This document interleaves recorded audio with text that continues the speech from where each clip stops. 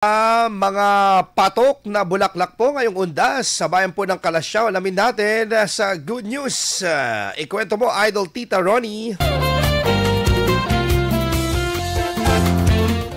Tuwing undas, dagsa ang mga pamilyang Pilipino sa mga sementeryo at musoleo upang mag-alay ng dasal at pabitbit na handog sa puntod ng kanilang mga mahal sa buhay. Kaya naman bulto rin ang makikitang alay sa mga nitso tulad ng pagkain, kandila at mga bulaklak. Sa bayan ng Kalasyaw, nagsimula na ang bentahan ng iba't ibang uri ng bulaklak gaya ng orchids, roses, Malaysian mom at anthurium. Iba't ibang disenyo at laki ng mga flora arrangement ang kasalukuyang nakadisplay na, ngunit pinakapopular pa rin umano ang rados na mabibili sa halagang 150 pesos. Ayon sa ilang tindero, tumaas ang presyo ng mga bulaklak ngayong taon dahil karamihan sa mga ito ay inaangkat pa mula sa dangwa. Sa kabila ng pagtaas ng presyo, bukas sila 24 oras hanggang November 2 sa pag-asang maubos ang kanilang benta dahil sa magiging dagsa ng mga mamimili na nagnanais maghandog ng bulaklak bilang simbolo ng mahalimuyak na pagmamahal at pag-alala sa mga mahal sa buhay. Yan ang ating good news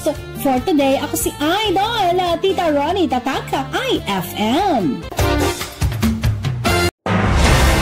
IFM News. IFM News. IFM News.